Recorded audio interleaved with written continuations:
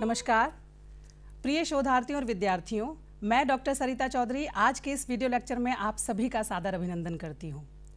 प्रिय शोधार्थियों, आज का जो हमारा विषय है वह है कॉन्सेप्ट ऑफ हाइपोथेसिस, परिकल्पना। यह प्रकरण रिसर्च मेथोडोलॉजी के अंदर एक बहुत ही महत्वपूर्ण प्रकरण है। हाइपोथेसिस क्या होती है, हाइपोथेसिस के टाइप्स कितने होते हैं, हाइपोथेसिस के फंक्शंस क्या होते हैं, और सबसे इंपॉर्टेंट चीज कि हाइपोथेसिस की टेस्टिंग कैसे की जाती है, और हाइपोथेसिस की टेस्टिंग के अंदर हम सदैव नल हाइपोथेसिस की टेस्टिंग ही क्यों करते हैं। तो आज का जो हमारा लेक्चर होगा वो बेसिकली कुछ ऐसी बातों पर केंद्रित होगा जो बहुत ही जनरल हैं, बहुत सामान्य हैं। इसके बाद के वीडियो लेक्चर में हम टेस्टिंग ऑफ हाइपोथेसिस की चर्चा करेंगे। तो चलिए शुरुआत करते हैं। सबसे पहले हम शुरू करेंगे कि हाइपोथेसिस का मीनिंग क्या होता है, हाइपोथेसिस का अर्थ क्या होता है। देखिए, जब हम शोध की बात करते हैं तो शोध बेसिकली दो तरीके का होता है। वैसे तो बहुत सारे टाइप्स हैं, लेकिन अगर हम एक पैराडाइम के अकॉर्डिंग देखें तो बेसिकली शैक्षिक शोधों को दो प्रकार में बांटा जाता है। एक होते हैं क्वांटिटेटिव रिसर्चेस और दूसरे होते हैं क्वालिटेटिव रिसर्चेस। बहुत एक इंपॉर्टेंट डिफरेंस इन दोनों प्रकार के शोधों में यह होता है कि जो मात्रात्मक शोध होते हैं उनमें डेटा नंबर्स में होता है, अंकों में होता है, और जो क्वालिटेटिव रिसर्चेस होते हैं, जो गुणात्मक शोध होते हैं, उनमें डेटा वर्ड्स के फॉर्म में होता है, शब्दों के फॉर्म में होता है।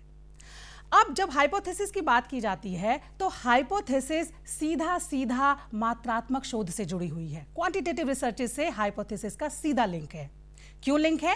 क्योंकि हम यह जानते हैं क्वालिटेटिव रिसर्च की जो प्रक्रिया होती है वह इंडक्टिव अप्रोच पर आधारित होती है, वहीं दूसरी तरफ क्वांटिटेटिव रिसर्च की प्रक्रिया एक डिडक्टिव अप्रोच पर आधारित होती है। तो हाइपोथेसिस का जो कंसेप्ट आता है वो क्वालिटेटिव रिसर्च में ना आकर क्वांटिटेटिव रिसर्च में आता है। तो अब बात कर लेते हैं हाइपोथेसिस के कॉन्सेप्चुअल मीनिंग की। जब शोधकर्ता क्वांटिटेटिव रिसर्च करता है तो वह सबसे पहले एक रिसर्च प्रॉब्लम का सिलेक्शन करता है। जब वह एक रिसर्च प्रॉब्लम का सिलेक्शन कर लेता है तो वह उस रिसर्च प्रॉब्लम के समाधान की दृष्टि से एक टेंटेटिव सॉल्यूशन फॉर्मुलेट करता है, और वह टेंटेटिव सॉल्यूशन टेस्टेबल प्रोपोजिशन के रूप में होता है, टेस्टेबल स्टेटमेंट के फॉर्म में होता है। टेस्टेबल स्टेटमेंट का अर्थ क्या है? वह टेंटेटिव सॉल्यूशन एक जांचनीय कथन के रूप में होता है, और यही जांचनीय कथन जो होता है इसे कहा जाता है रिसर्च में हाइपोथेसिस, यानी कि परिकल्पना। तो हम इसको इस तरह से डिफाइन कर सकते हैं कि परिकल्पना एक ऐसा स्टेटमेंट है या एक ऐसा अजम्पशन है जो दो या दो से अधिक वेरिएबल्स के बीच के संबंध को दर्शाती है। अब यहां पर हमने बात की है वेरिएबल्स की। वेरिएबल्स के बारे में हम जानते हैं, जब क्वांटिटेटिव रिसर्चेस में बात करते हैं तो वेरिएबल क्या होते हैं? वह गुण जो वेरी करता है उसे वेरिएबल कहा जाता है। अब इस हाइपोथेसिस को हम एक एग्जाम्पल की सहायता से समझ सकते हैं। कैसे? फॉर एग्जाम्पल, मान लीजिए हम यह रिसर्च करना चाहते हैं कि क्या अभिप्रेरणा से अधिगम बढ़ता है या नहीं बढ़ता है।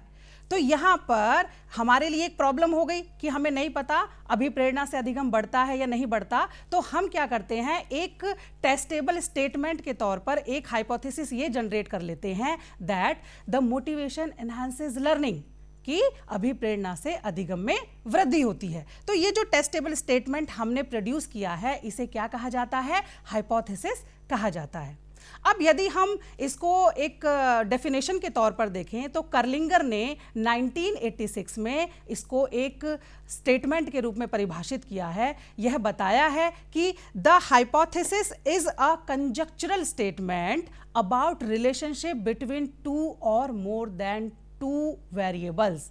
मीन्स परिकल्पना एक ऐसा अनुमानित वाक्य है, एक ऐसा अनुमानित कथन है जिसके अंतर्गत दो या दो से अधिक चरों के बीच के संबंध को दर्शाया जाता है। अब यदि हम इस चीज़ को थोड़ा सा एनालिटिकली देखें, यदि हम ये जो हमने डेफिनेशन की अभी बात की है इसका विश्लेषण करें तो हम बेसिकली दो चार निष्कर्ष पर पहुंचते हैं। वह निष्कर्ष क्या है? सबसे पहला जो बिंदु आता है, सबसे पहला निष्कर्ष आता है, वह यह आता है कि हाइपोथेसिस सदैव टेंटेटिव स्टेटमेंट के फॉर्म में होती है। टेंटेटिव स्टेटमेंट का मतलब क्या है कि यह शोध लेख से कम निश्चित है। हमें नहीं पता कि यह सही है या नहीं है, लेकिन क्योंकि हमें शोध में आगे बढ़ने के लिए एक दिशा चाहिए, इसलिए हमने इसको टेस्ट करने की दृष्टि से फॉर्मुलेट किया है। दूसरी बात इसमें आती है कि यह एक एजुकेटेड गैस है। एजुकेटेड गैस का अर्थ है कि हाइपोथेसिस सदैव फैक्ट्स पर या एविडेंस के आधार पर बनाई जाती है। ऐसे ही हवा में हम कोई भी हाइपोथेसिस या अजम्पशन क्रिएट नहीं कर लेंगे, इसलिए कहा जाता है hypothesis is an educated gas. और ये एक ऐसा टेंटेटिव सॉल्यूशन होता है दैट नॉट येट टेस्टेड, जो अभी तक टेस्ट नहीं हुआ है, लेकिन आगे हमें अपनी फर्दर रिसर्च में इसको टेस्ट करना है। और इन परिभाषाओं से हमें क्या पता लग रहा है?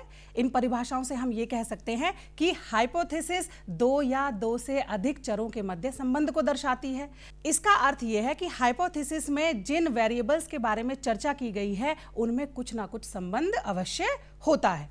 अगली बात यह हो सकती है कि हाइपोथेसिस हमेशा एक टेस्टेबल स्टेटमेंट के फॉर्म में होती है। तो इसका अर्थ क्या है? इसका अर्थ यह है कि हाइपोथेसिस के अंदर जो वेरिएबल्स हैं, है ना, जिन चरों के मध्य संबंधों की हम बात कर रहे हैं, वे कैसे होते हैं? वे टेस्टेबल होते हैं, मतलब उन चरों को हम टेस्ट कर सकते हैं, उन चरों को हम माप सकते हैं, असेस कर सकते हैं। ठीक है, तो ये तो एक जनरल बात थी, हाइपोथेसिस क्या होती है। कर्लिंगर ने इसको इस तरह से परिभाषित भी किया है, जो भी हमने चर्चा की। अब बात करते हैं फंक्शंस ऑफ हाइपोथेसिस। बेसिकली जो हाइपोथेसिस का फंक्शन होता है, बहुत इंपॉर्टेंट फंक्शन होता है, वह होता है थियोरीज को टेस्ट करना।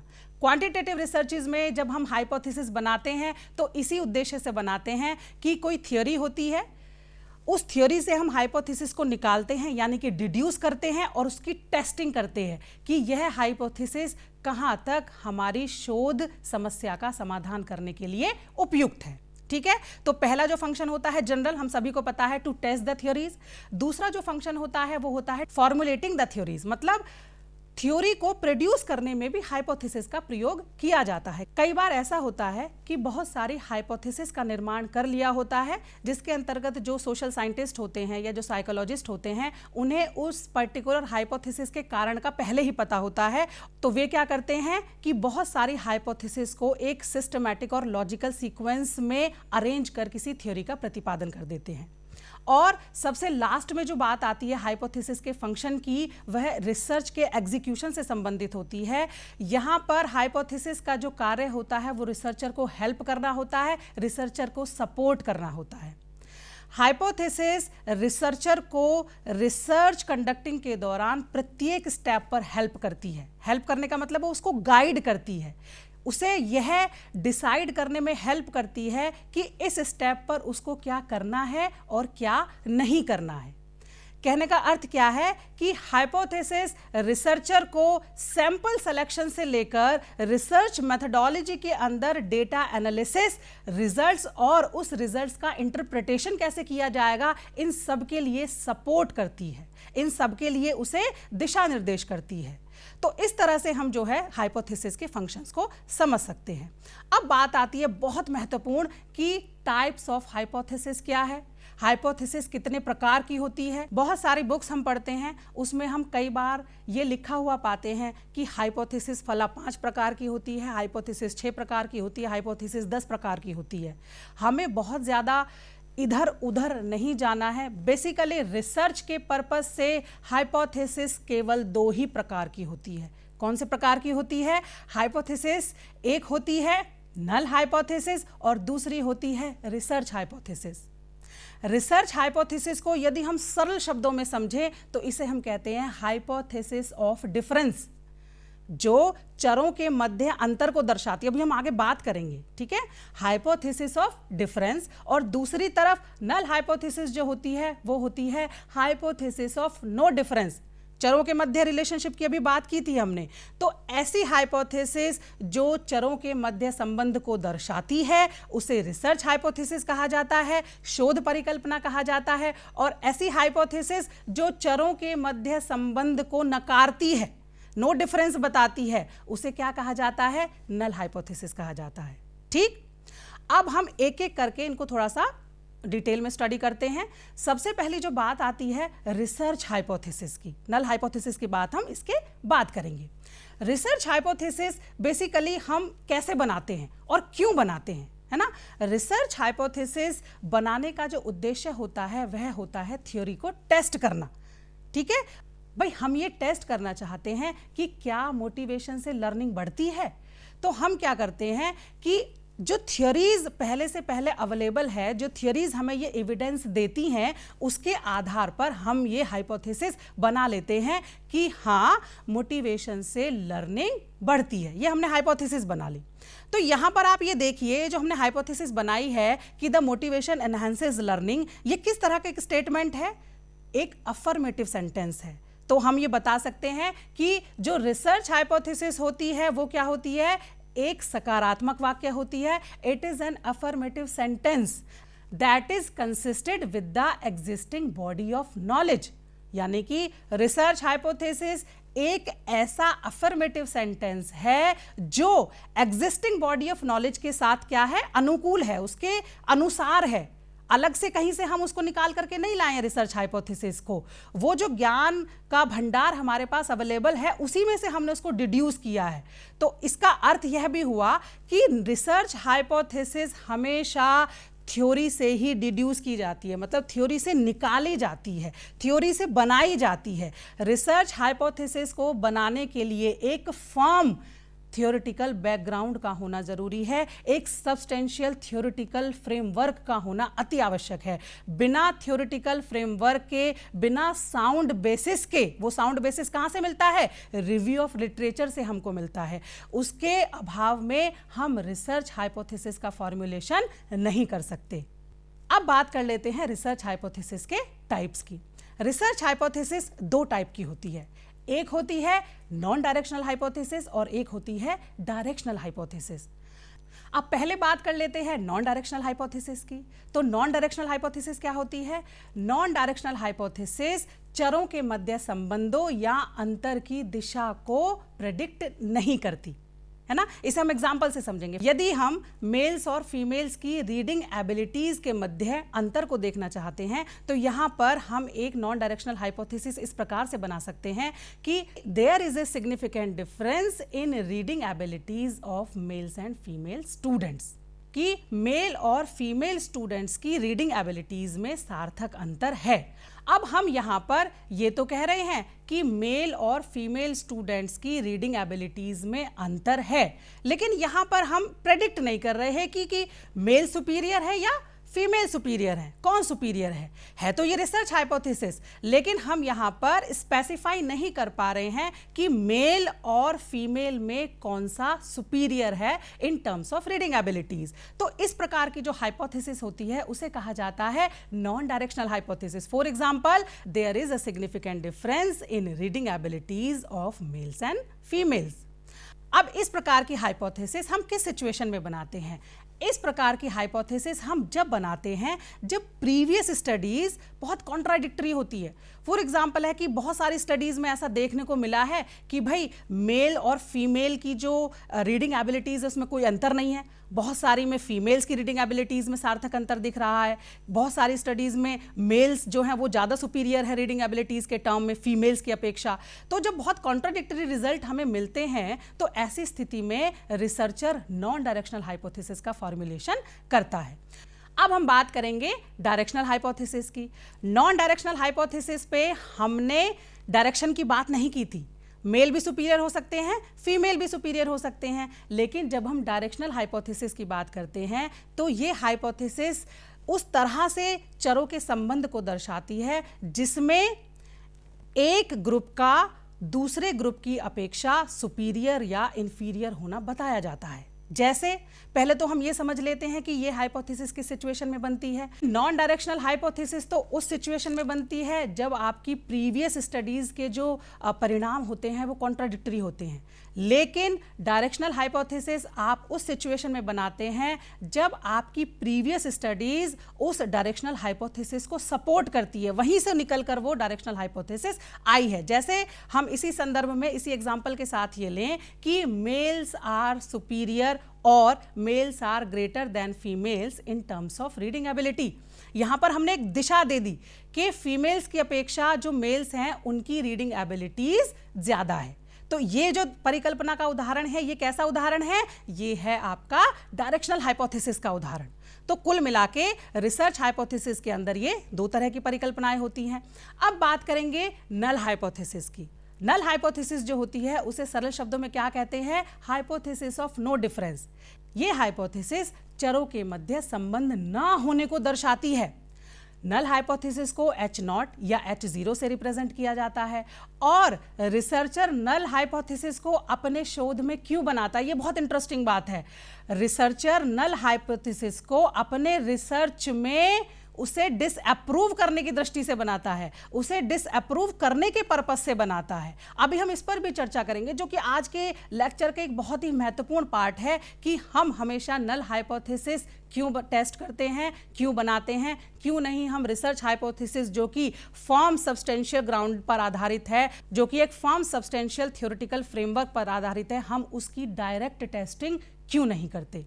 तो इस डिस्कशन से हम नल हाइपोथेसिस के संदर्भ में किस नतीजे पर पहुंचे? हम इस नतीजे पर पहुंचे कि नल हाइपोथेसिस चरों के मध्य संबंध ना होने को दर्शाती है। It means it predicts that there is no significant difference between the variables.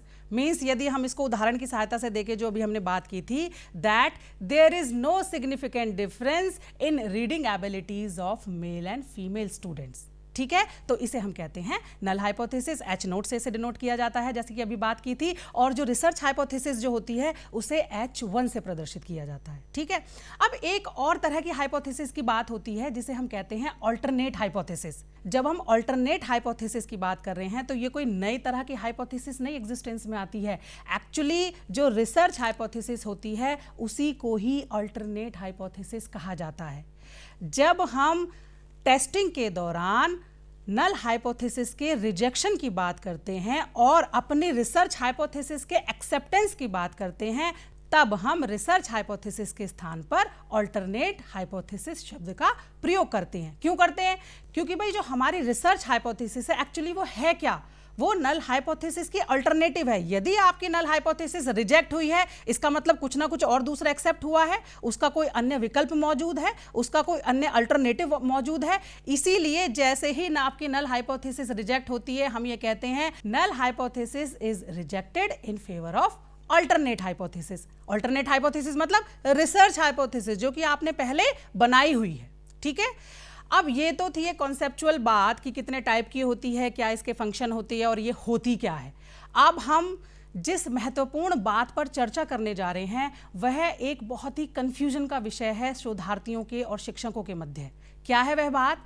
अधिकतर ये डिस्कशन अराइज होता है कि हम अपने रिसर्च में नल हाइपोथेसिस की ही टेस्टिंग क्यों करते हैं, क्यों नहीं हम रिसर्च हाइपोथेसिस की टेस्टिंग करते।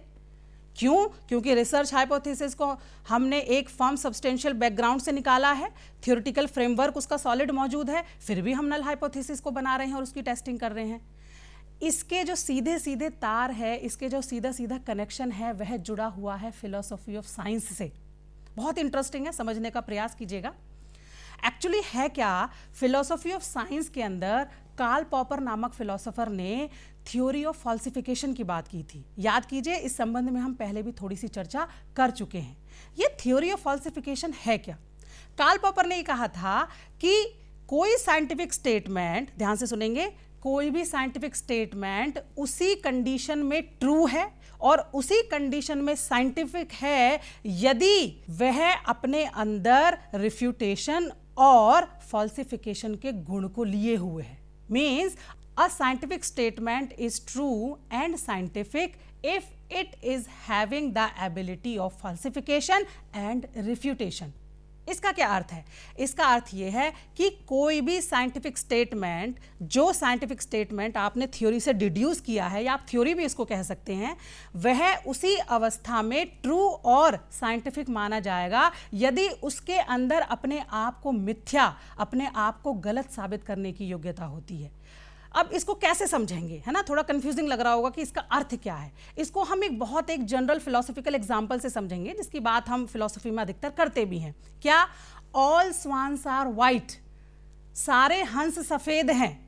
अब सारे हंस सफेद हैं, इस स्टेटमेंट को हमें क्या करना है? जस्टिफाई करना है। तो यहां पर जस्टिफाई करने के दो तरीके हैं। एक जस्टिफाई करने का तरीका यह है कि हम इसको वेरीफाई करें और हम इसको कंफर्म करें। वेरीफाई और कंफर्मेशन का अर्थ यह है कि हम जगह जगह जाएं, यूनिवर्स में देखें, अच्छा ये हंस सफेद है, अच्छा ये हंस सफेद है, अच्छा ये भी हंस सफेद है, तो हम नतीजे पर पहुंचे कि हाँ भाई सारे के सारे हंस इस यूनिवर्स में सफेद हैं।